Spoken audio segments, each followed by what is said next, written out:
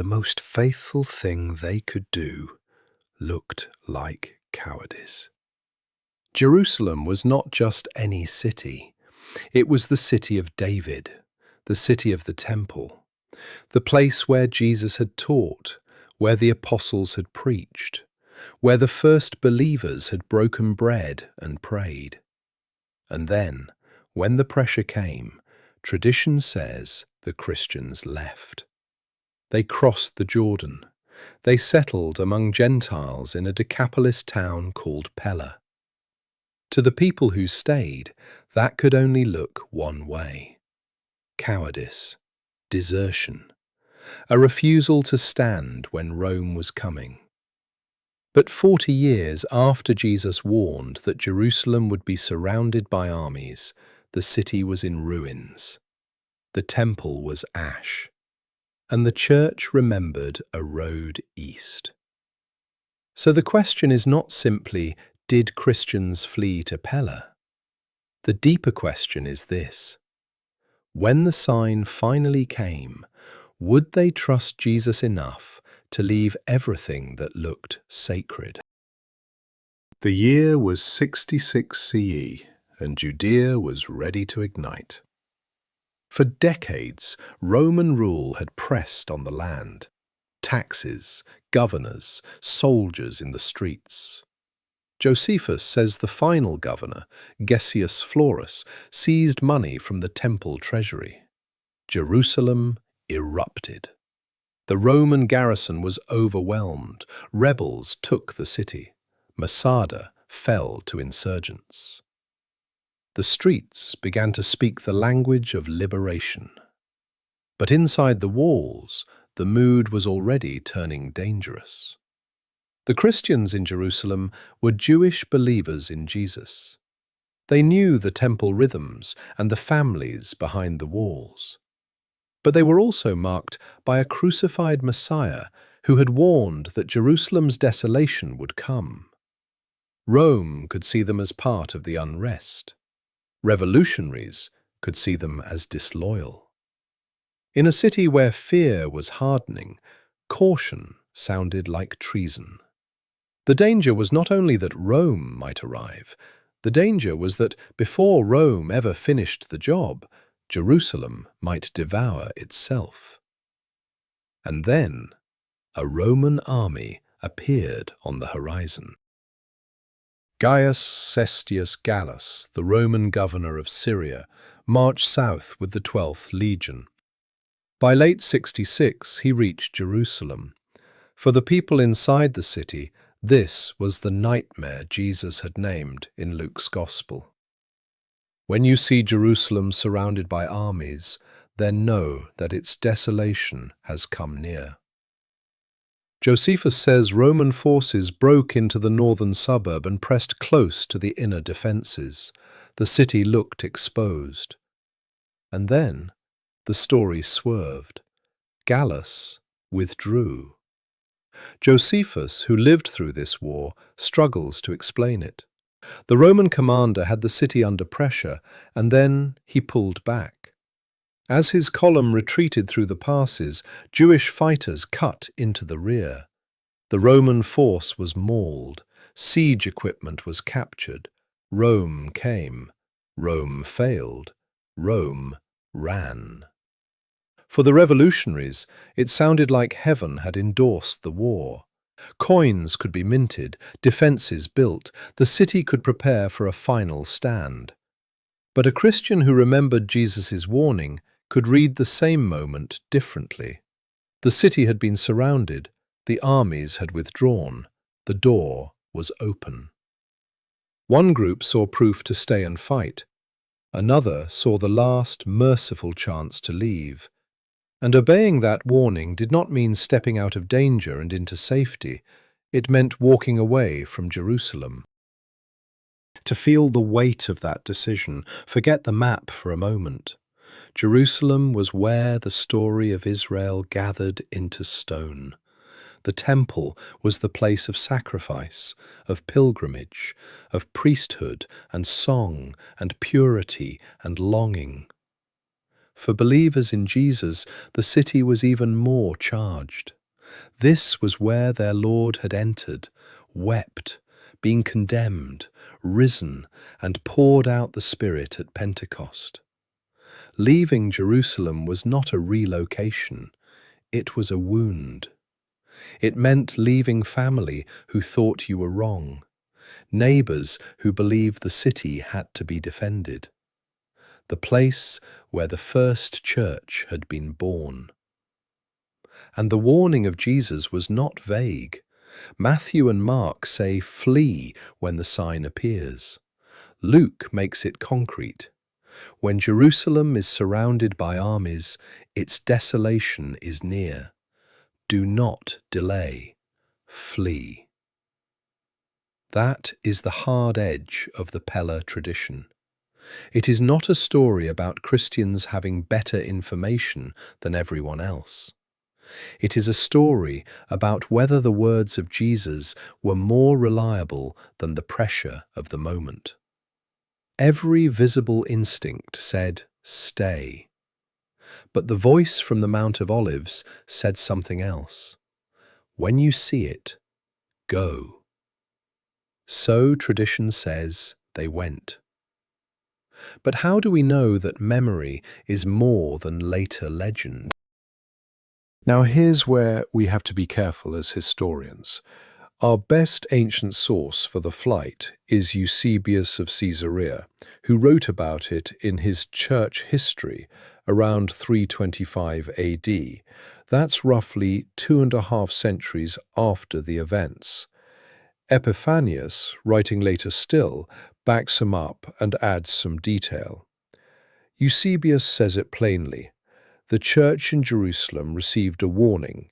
He calls it a revelation given to approved men, and the believers left the city before the war reached its worst. They crossed the Jordan and settled in a town called Pella, in the region called the Decapolis. That's the tradition.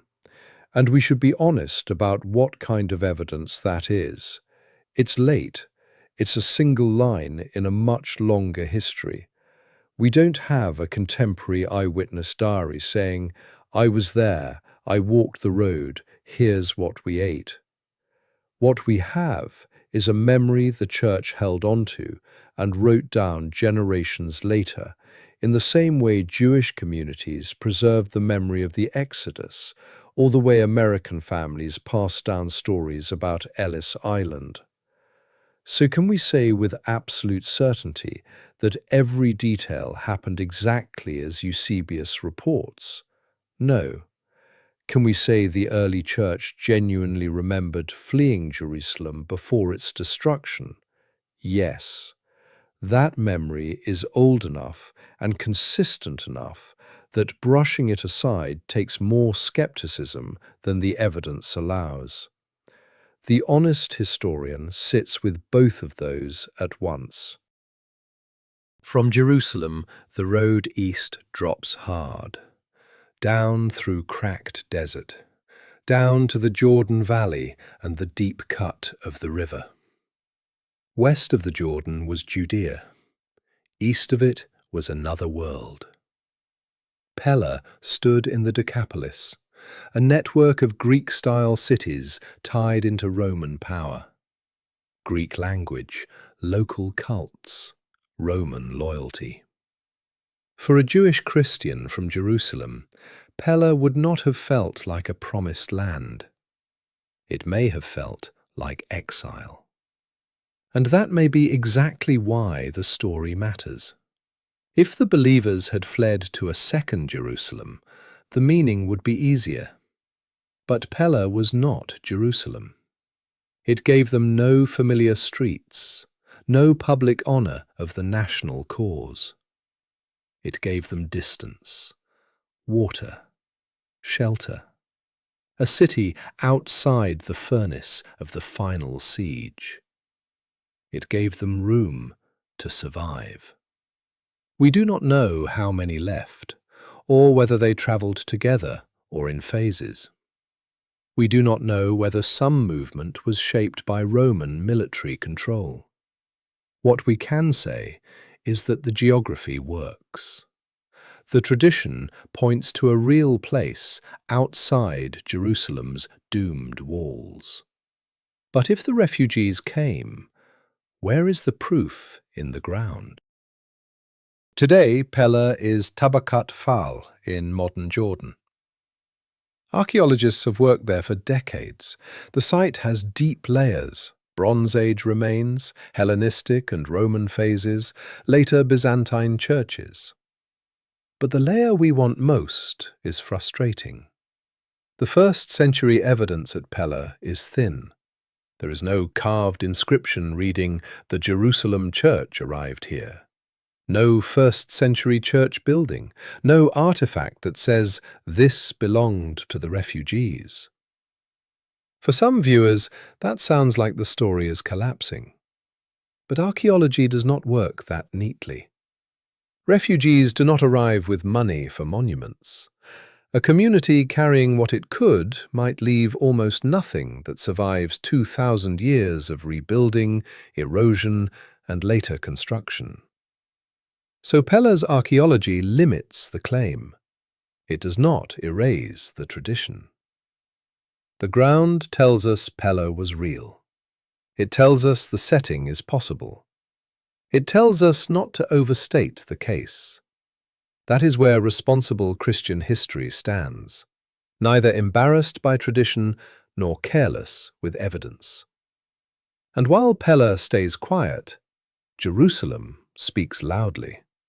Because what the church escaped was not theoretical. It came in 70 CE. After Gallus's retreat, Rome did not forget Jerusalem. Nero sent Vespasian. Vespasian crushed Galilee and tightened the ring around Judea.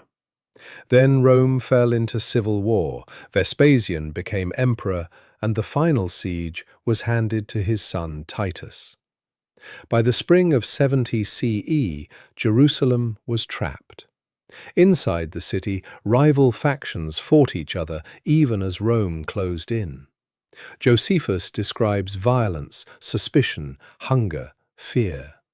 Food reserves destroyed. Escape became deadly.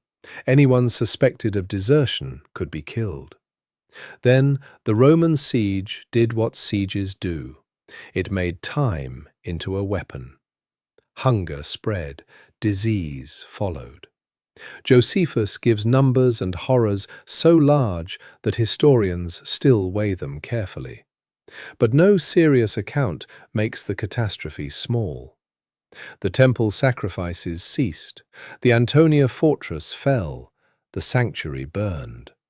The courts where pilgrims had sung psalms filled with smoke. The place that had anchored Jewish worship for generations was destroyed.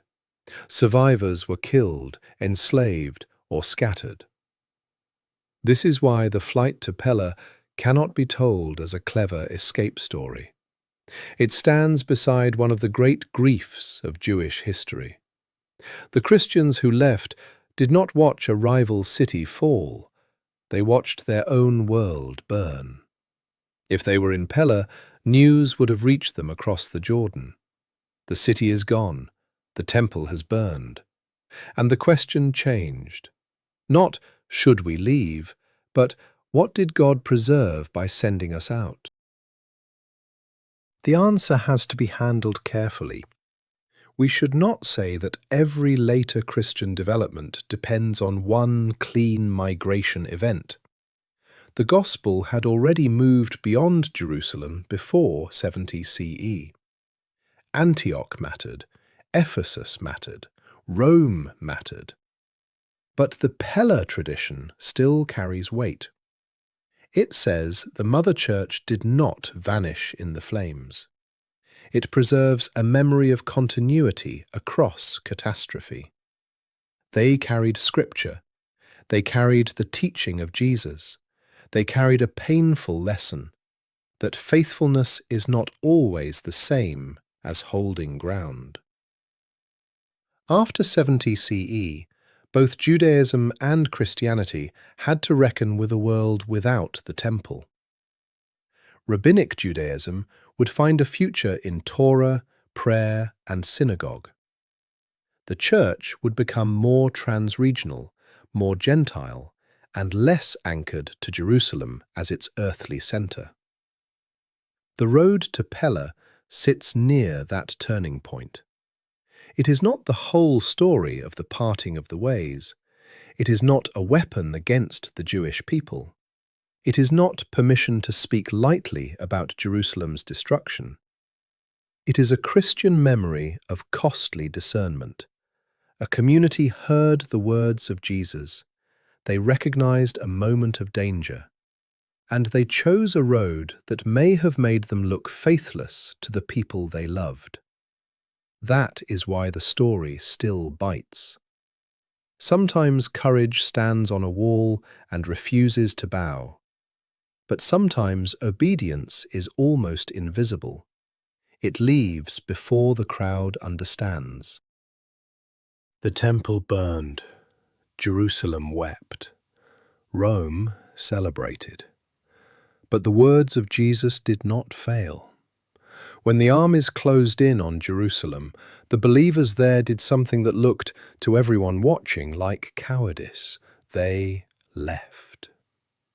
The tradition, and it is tradition, our earliest source comes generations later, says they remembered a warning from Christ and slipped away to a town called Pella, while the city burned behind them. No last stand, no banner, just a retreat that kept the church alive. We like to picture faithfulness as the bold public stand, the line that won't move. But sometimes the faithful thing is the quiet exit nobody will ever applaud. The hardest obedience is the kind that looks, from the outside, like giving up.